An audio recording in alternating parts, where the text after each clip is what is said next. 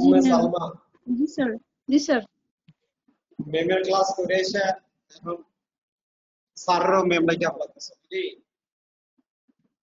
শোনো, তুমি আমাকে বলো যে what are the causes of hypervolemic hyponatremia? What are the causes of? তুমি আমাকে তিনটা কজের নাম বলো। হাইপোভলিউমিক হাইপারভলিউমিক হাইপোনেট্রেমিয়া মানে ভলিউম অনেক বেশি, ভলিউম বেড়ে গেছে এবং সোডিয়ামের পরিমাণ সেই তুলনায় কমে গিয়েছে।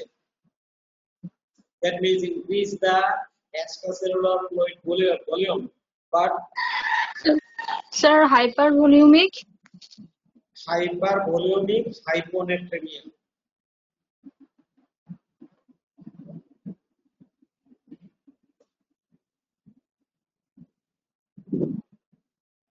একটা কথা বলো, আর শোনো, যারা যারা ক্লাস করতেছে না তাদেরকে আমরা অ্যাবসেন্ট করে রাখতেছি, ঠিক আছে? এটা বলে দিও আমাদের ফ্রেন্ডদেরকে, তাদেরকে আলটিমেটলি আমরা অ্যাবসেন্ট করে দিচ্ছি যারা যারা অনলাইন ক্লাসে থাকতেছে না।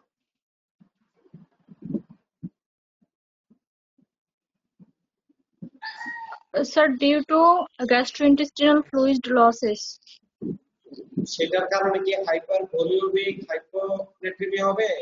হাইপারভলিউমিক তার মানে হচ্ছে তোমার বডি থেকে ভলিউম কমে যাচ্ছে, বডি থেকে ভলিউম কমে যাচ্ছে, মানে ব্লাড ভলিউম কমে যাচ্ছে।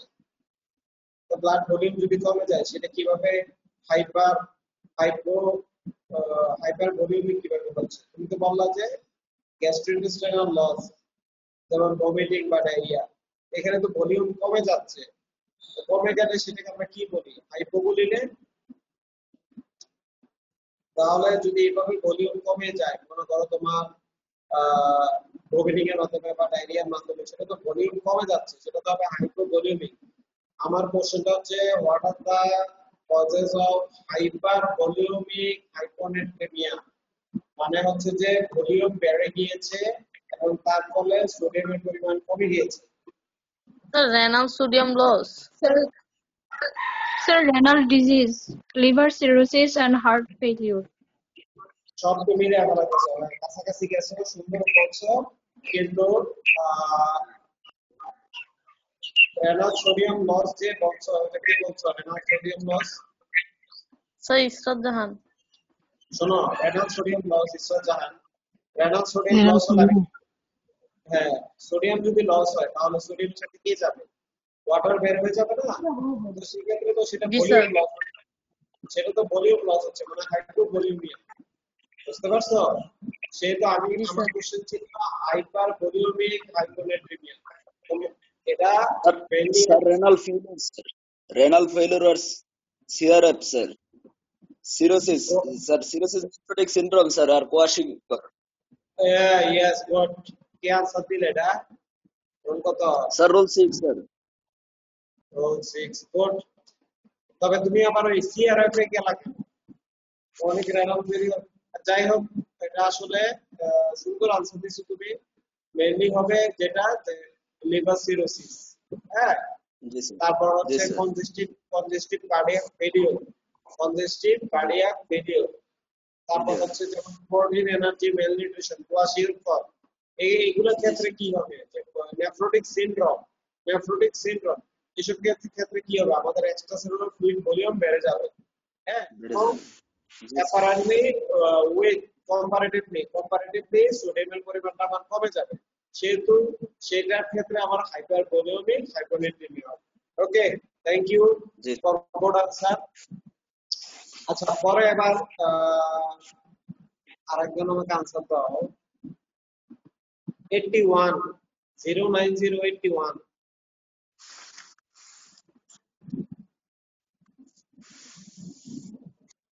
Yes sir, yes sir. Assalamu alaikum sir. ওয়ালাইকুম আসসালাম, তোমার নাম কি? 81 Sir? নাম কি? What is your name? Sir, Janardhanam sir. Janantram. Okay. Yes. Janantram, you told me the answer that what are the causes of hypovolemic hyponatremia? hypovolemic hyponatremia. That means volume is decreased. Also, sodium is also decreased. That means there is both water and sodium is losses from your body. So, what are the causes that can lead to both sodium and water losses from our body?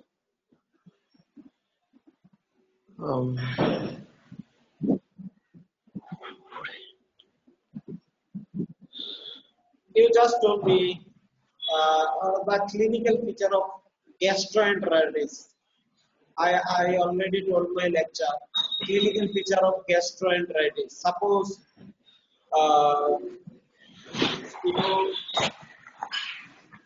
Suppose you eat junk food. Junk food that causes loose motion. Yes. Loose motion. The process to yes, sir. Now you told me what are the cause? What are the two routes from where our sodium and water losses? Two sources, two output. One is upper part of the body, another is lower part of the body.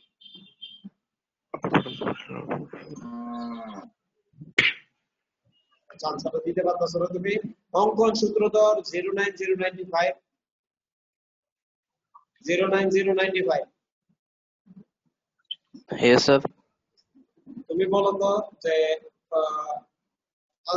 you told me what are the causes of hypovolemic hyponatremia?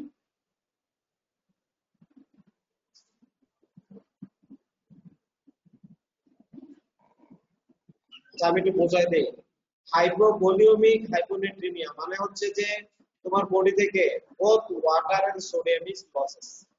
Both water and sodium is losses.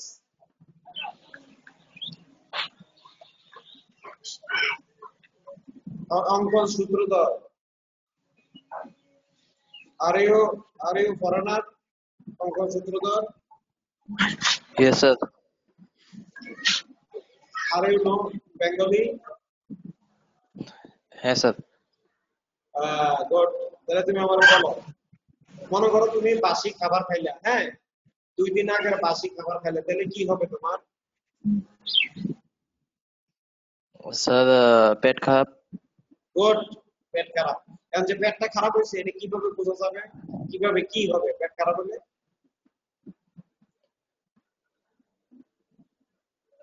Sir sir এই পাতলা পায়খানা টায়খানা। Good, পাতলা পায়খানা যেটা medical দিতে বলবা কি diarrhoea, হ্যাঁ ডায়রিয়া। আর ডায়রিয়া, ওকে। আর কি হতে পারে? Sir stomach pain. Stomach pain হতে পারে, ঠিক আছে স্টমাক পেইন গুড। আরটা কি হতে পারে?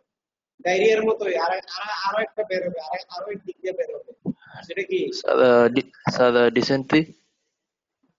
না না, ওয়াটার যেমন তোমার নিচে দিয়ে বের হয়েছে, হ্যাঁ আরেকটা পদ্ধতিতে ওয়াটার বের হয়ে যাবে উপর দিয়ে, সেটা কিভাবে? ভমিটিং। হ্যাঁ ইয়েস গুড। তার মানে losses of electrolytes and water through two rows, এটা মনে রাখবা, দুই দিক দিয়া, উপর দিয়া নিচে দিয়া। মানে মনে রাখার উপায় কি? মনে রাখার উপায় হচ্ছে the losses of electrolytes and water is occur in two rows. One is upper side of the body, another is lower side of the body. এটা মনে রাখার জন্য।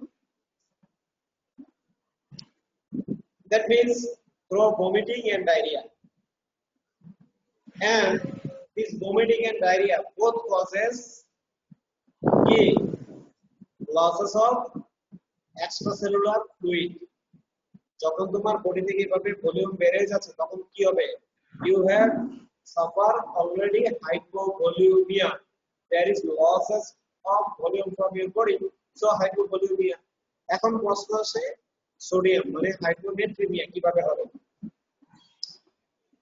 তুমি যে পানিটা খাচ্ছ, তারপর তুমি যে খাবারগুলো খাচ্ছ সেটাতে তো সোডিয়াম থাকে। There is no absorption of the sodium. So ultimately, not only water, also sodium is also losses from your vomiting and diarrhea. Vomiting and diarrhea মধ্যে দুইটাই লস হবে, যেহেতু আমার হাইপোনেট্রিমিয়াও হবে। There is decreased absorption of sodium. এটা mainly কোথায় হচ্ছে? Transverse কোলনে। Transverse colon মানে কোলনে কি হয়, রিঅ্যাবজর্পশনটা কমে যাচ্ছে, তখন আমার কি হবে, ডায়রিয়া হবে এবং একই সাথে ভমিটিং হবে। So both of this causes hypovolemic hyponatremia and this are the extra renal cause.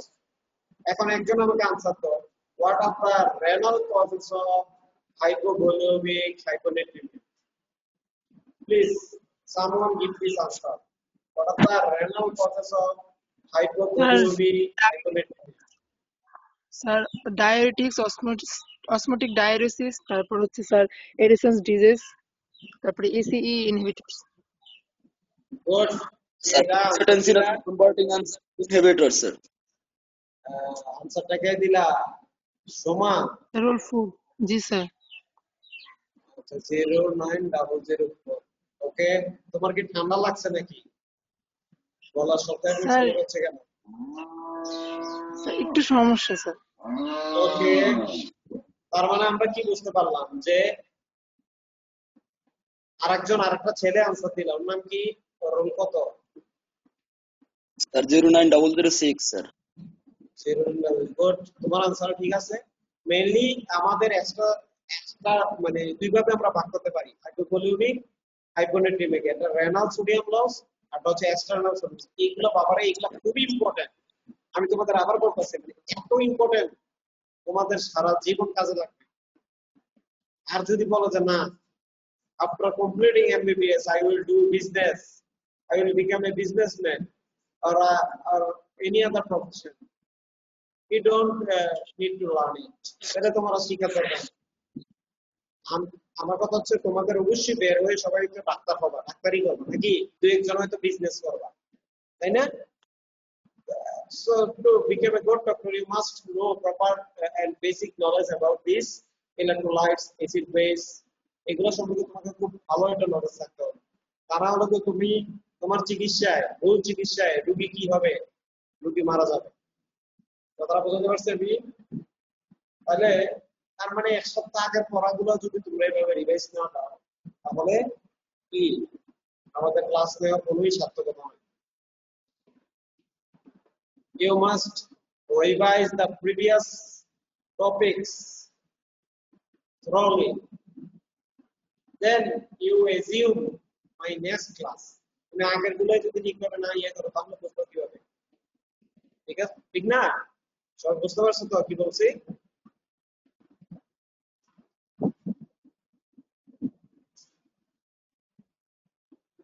আচ্ছা, এবার একজন আনসার দাও তো যে what is SIADH? Sir inappropriate release of antidiuretic hormone cause হচ্ছে ma'am sir SIADH। Antidiuretic hormone, sir. Okay, good. So you told me what are the causes of SIADH? What are the causes of SIADH? Syndrome of a মানে কি বললা? Syndrome of inappropriate ADH release. Hormone, sir. হ্যাঁ, ঠিক আছে, good. এখন আমাকে এটা বলো যে what are the function of the ADH? ADH এর ফাংশনটা কি? আমার ADH এর কাজটা কি?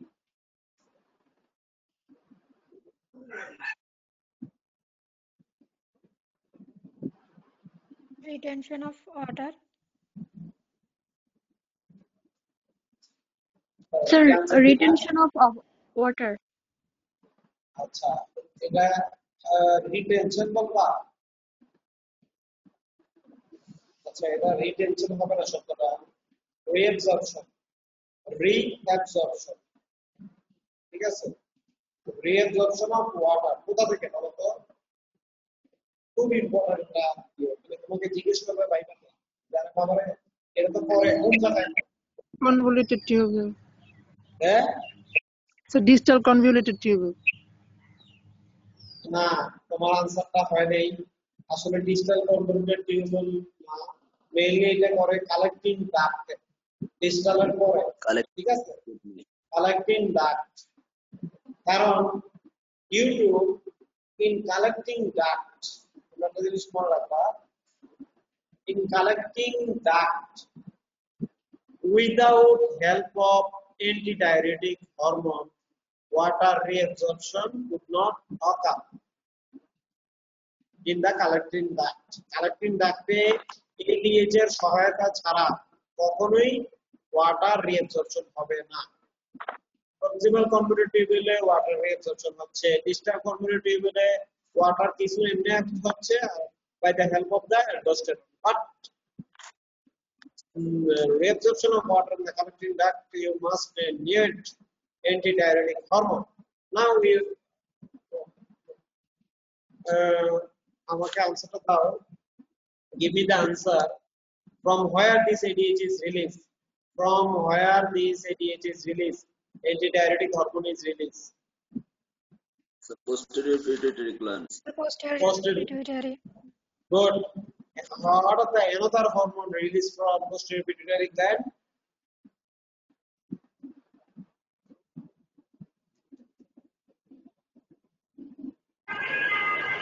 Oxytocin. K. Oxytocin, sir. Good. 09001 oxytocin. এই দুইটা হরমোন রিলিজ হচ্ছে আমাদের, হ্যাঁ। সো এখন এই ADH যদি inappropriately রিলিজ হয়, if there is release of inappropriate antidiuretic hormone, তাহলে আমাদের কি হবে? ওয়াটারটা রিঅ্যাবসর্পশনটা কমে যাবে এবং আলটিমেটলি diluted urine formation হবে, diluted urine formation. Now you told me the answer that what are the causes of SIADH, syndrome of inappropriate antidiuretic hormone. The central nervous system, Central nervous system কি? brain abscess, হ্যাঁ, brain The abscess, central nervous disorder. meningitis, brain তারপরে abscess, good, আর কি কারণে হতে পারে?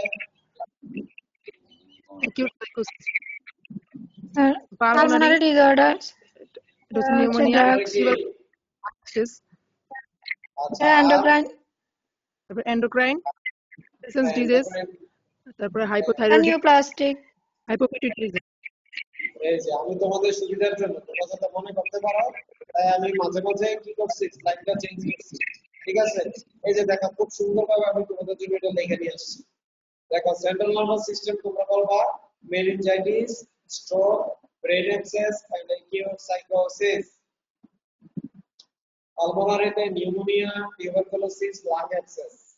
এন্ডোক্রাইনে হচ্ছে disorder disease, hypothyroidism এবং hypopituitarism. The neoplastic causes are pancreatic or lung cancer. মনে করো যদি প্যানক্রিয়াস অথবা লাংসে যদি কার্সিনোমা হয়, তখন সেক্ষেত্রে SIADH হতে পারে। ওকে, নাও হাইপারনেট্রিমিয়া। হাইপারনেট্রিমিয়া কখন বলবো আমরা?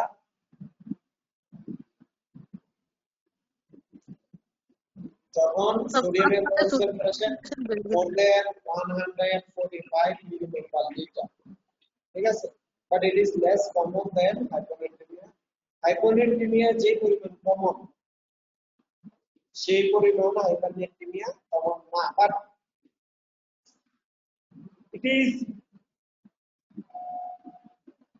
much more frequency of clinical significance. এটার যে ক্লিনিক্যাল সিগনিফিকেন্সটা এটা অনেক বেশি, ঠিক আছে? But it is much more frequency of clinical significance. Okay.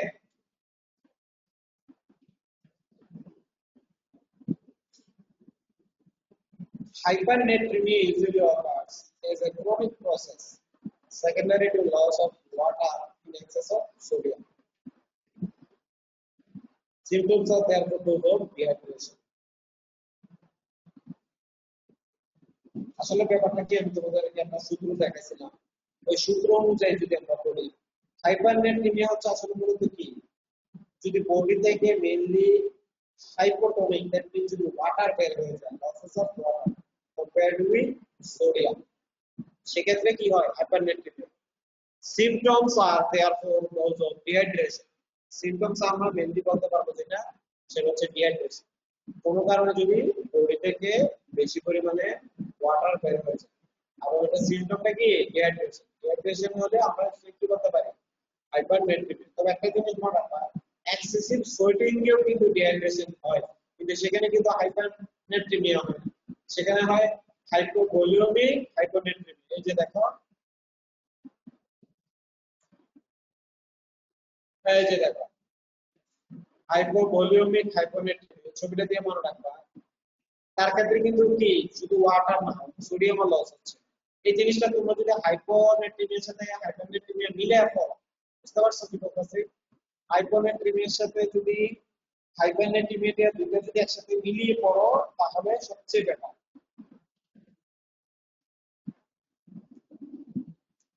দেখো এর ক্ষেত্রে কি হচ্ছে যে প্রফিউজ সোয়েটিং হচ্ছে, তাহলে আমি এটাকে হাইপারনেট্রিমিয়া কেন বলতেছি না? তার কারণ হচ্ছে তার ভলিউম লস হচ্ছে, সাথে সোডিয়াম লস হচ্ছে। ওকে, আর হাইপারনেট্রিমিয়াটা আমার মানে মেইনলি যদি if I do a compareness, mainly loss হচ্ছে কি, মেইনলি লস হচ্ছে আমার water than the sodium. So hypernatremia is most commonly due to predominant water loss or depletion rather than sodium excess. সহজভাবে যদি আমি বলি, easily in a easy way, mainly there is very quite loss of sodium from body. আমার শরীর থেকে, তোমার শরীর থেকে বা রোগীর শরীর থেকে খুব বেশি পরিমাণে কিন্তু আসলে সোডিয়াম লস হচ্ছে না, মেইনলি লস হচ্ছে কি ওয়াটার। ওকে, ওয়াটার লসের উপর ভিত্তি করে আমরা কি করেছি, এটাকে মানে ভাগ করেছি, ঠিক আছে? So most cases of hypernatremia occur in patient with altered mental status or in infant.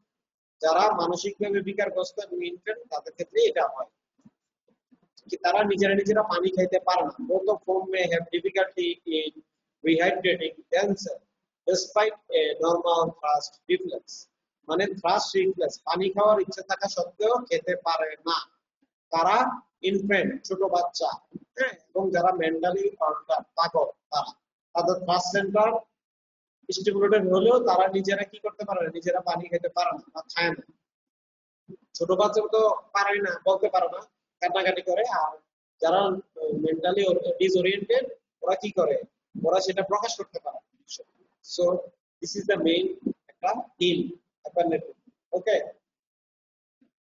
So আমরা যদি এটা একটা তোমার চার্টের মাধ্যমে দেখাই, ঠিক আছে? তোমরা দেখো এটাতে আসলে ফিগারটাতে আমি কি দেখাচ্ছি, নেট ওয়াটার লস, যে পরিমাণ ওয়াটারটা লস হচ্ছে, net water loss increases serum osmolality and serum sodium concentration, thereby stimulating both thrust and vasopressin production. মানে হচ্ছে এটা আরেকটা নাম কি, কে বুদ্ধিমান বা বুদ্ধিমতী বলতে পারবে? vasopressin, এটা আরেকটা নাম কি বলো তো? বুদ্ধিমতী কি আছে? ADH. গুড, বুদ্ধিমতীটার না কে, রোল কে কত, কে আনসার দিলে? এত সুন্দর আনসার, ইসরাত জাহান নাকি জুলফা বেগম? ফাতেমা বিবি, না জানি ফাহিম স্যার। ওকে, হ্যাঁ, ওকে, থ্যাংক ইউ, সুন্দর আনসার দিছো। ভাসোপ্রেসিন, এটা আরেকটা নাম এডিএইচ। তার মানে যখন আমার বডি থেকে নেট ওয়াটার লস হচ্ছে, তখন কি হচ্ছে, সোডিয়ামের পরিমাণটা আমার বডিতে বেড়ে যাচ্ছে। সো পেশেন্টের বডিতে যখন নেট ওয়াটার লস হয়, মনে করো যে এরকম পানি খেতে পারতেছে না এবং water, total body water loss হচ্ছে। So total body osmolarity raised. কেন? ওয়াটার যদি কমে যায় বডি থেকে, ডিহাইড্রেশন যদি হয়, অসমোলারিটি বেড়ে যাবে। So ultimately comparatively increase sodium concentration in the serum. The osmolarity বাড়লে কি হয়, আমাদের যে ব্রেইনে থ্রাস্ট সেন্টার আছে সেটা স্টিমুলেশন হবে 1 নাম্বার। আর 2 নম্বরে যে মেকানিজম সেটা হচ্ছে আরজিন অফ ভ্যাসোপ্রেসিন যেটা সেটা রিলিজটা স্টিমুলেশন হবে ফ্রম পোস্টেরিয়র পিটুইটারি গ্ল্যান্ড। ওকে, তখন এই দুইজনে মিলে কি করবে দেখো, যখন থ্রাস্ট সেন্টার স্টিমুলেশন হবে তখন তুমি কি করবা, you have form the desire to increase intake of water, তখন তোমার মনে হবে না আমি এখন পানি খাই। Okay, so ultimately you receive volume is raised. এটা হচ্ছে 1 number mechanism. 2 number mechanism, second mechanism is that when ABF or ADH is released, it will increase water reabsorption from collecting duct এবং তোমার ECF ভলিউম বেড়ে যাচ্ছে। তাহলে এই দুইটা মেকানিজমের মাধ্যমে কি হচ্ছে, increase thrust and increase arginine vasopressin or ADH both causes increase ECF volume, দুইটার মাধ্যমে তোমার ECF ভলিউমটা বেড়ে যাচ্ছে।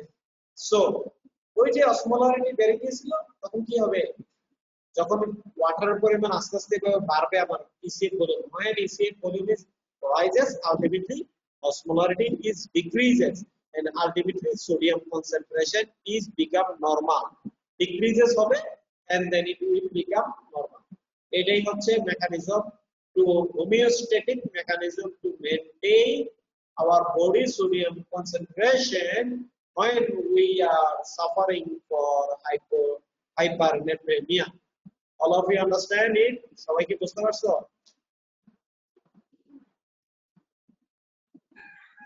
জি স্যার। এই মেকানিজমটা নিয়ে কারো কোনো কোশ্চেন আছে?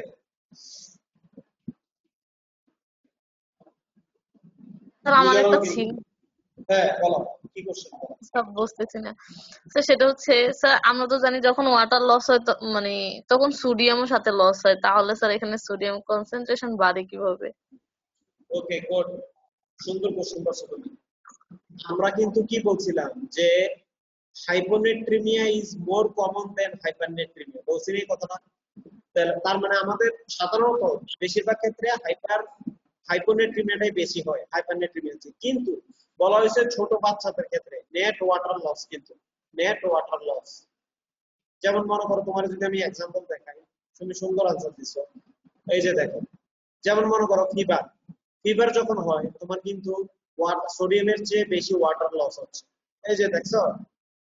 আবার যেমন মনে করো এই যে ডায়াবেটিস ইনসিপিডাস এমন একটা ডিজিজ, ঠিক আছে, তখন কি হবে তোমার বডি থেকে তুমি দেখবা যে ওয়াটার লস হচ্ছে সোডিয়ামের চেয়ে বেশি, তখন আলটিমেটলি কি সোডিয়ামের কনসেন্ট্রেশন বেড়ে যাচ্ছে না, মানে নেট সোডিয়ামের কনসেন্ট্রেশন বেড়ে যাচ্ছে না, বাড়তেছে। জি স্যার। এইটাই হচ্ছে কারণ। এটা সামনের ক্লাসে আমরা আরো বিস্তারিত তোমাদেরকে সবগুলো কজগুলো আমরা নিয়ে আলাপ করব, তখন দেখবা যে তোমার আরো এটা ক্লিয়ার হয়ে গেছে, ঠিক আছে। জি স্যার। আজকে এটাই তোমরা পড়ো, ওকে। নেক্সট ক্লাসে আমরা ক্লাসে বিষয় পড়ব। সোমবারে তোমাদের ক্লাস আছে? সোমবার? জি স্যার। স্যার পূজা বন্ধ। সোমবার তো তোমাদের বন্ধ, সোমবার বন্ধ না নাকি? কিসের বন্ধ? আচ্ছা সেটা তো এটা তোমরা ইয়া দেখলে জানতে পারবা, ওই যে তোমাদের নোটিশ চলে যায় না তোমাদের কাছে? জি স্যার। হ্যাঁ, যদি ক্লাস হয় সোমবারে তাহলে তো অবশ্যই সোমবারে ক্লাস নেব, আর যদি সোমবারে যদি ক্লাস বন্ধ থাকে তাহলে তো পরে শনিবারে। তোমাদের কাছে ইয়ে চলে যাবে, ওই যে তোমাদের কাছে লিংক চলে যায় না সবার কাছে? জি স্যার, আমাদের গ্রুপ আছে স্যার। হ্যাঁ, ওই গ্রুপে তোমরা দেখতে পারবা যে ক্লাস তোমাদের ওই যে নোটিশে দেখতে পারবা। যদি বন্ধ না হয় তাহলে ক্লাস হবে, আর বন্ধ হলে তো ক্লাস করো, সেটা তোমার নোটিশে দেখতে